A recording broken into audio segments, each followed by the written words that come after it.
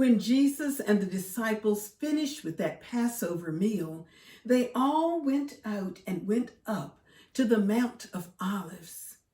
And Jesus went because he wanted to pray. Into the woods my master went, clean forspent. Into the woods my master came, forspent with love and shame.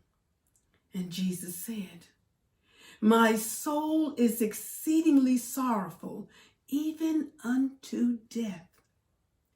Yes, Jesus was distressed when he entered the Garden of Gethsamane, there on the Mount of Olives.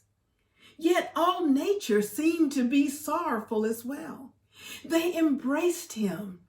The olives, they were not blind to him. The little gray leaves were kind to him. The thorn tree had a mind to him when into the woods he came. Jesus knelt to pray. He knew that his Father had a plan for him. But he said, my Father, if it is possible, let this cup pass from me. That night, Jesus continued to pray. He prayed and prayed as the disciples slept. And Jesus said, if this cup cannot pass from me unless I drink it, your will be done.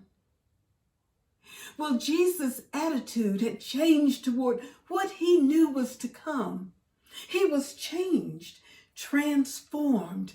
When the betrayer and the soldiers came into the garden to arrest him, Jesus did not resist. He did not resist. As the prophet Isaiah told us, he was oppressed and afflicted. Yet he opened not his mouth. He was led as a lamb to the slaughter, as the sheep before its shearers. He was silent, so he opened not his mouth. Jesus' transformation was obvious when he was led from that garden. He trusted what his Father had planned for him. Out of the woods my master went, for he was well content. Out of the woods my master came, content with death and shame. When death and shame would woo him last, from under the trees they drew him last. 'Twas on a tree they slew him last, when out of the woods he came.